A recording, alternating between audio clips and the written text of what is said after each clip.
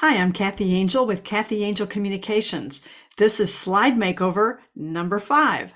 Today I'm going to show you how to take a graph slide and make it really clear for your audience. So let's get started.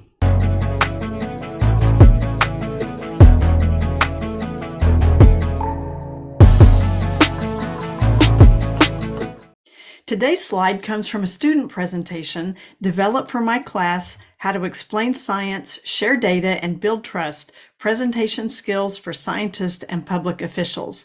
This student is a hydrologist and a geomorphologist. On this slide, she cited a graph from a report by the Atlantic Salmon Federation showing the state of North Atlantic salmon populations from 1971 to 2016. Now, first, let me say what I really love about this slide.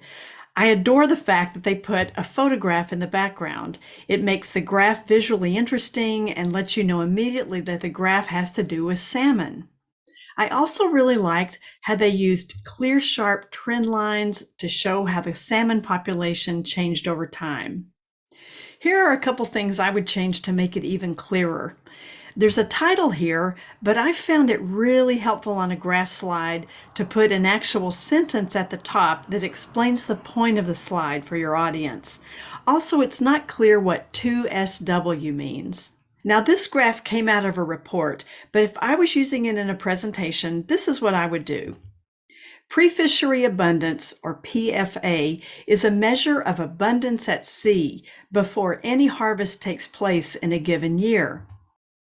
The pre-fishery abundance of Atlantic salmon returning to rivers in North America is below the conservation minimum. This minimum is 205,918 salmon, and if the numbers fall lower than this marker, restrictions are put into place for harvest. As you can see, the numbers have mostly been below the minimum since the early 1990s.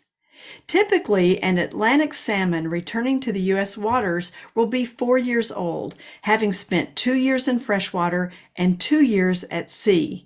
These fish are called 2C winterfish, or 2SW.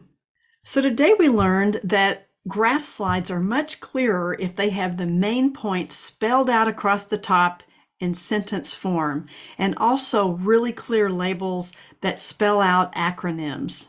So remember, small changes make big differences. See you next time.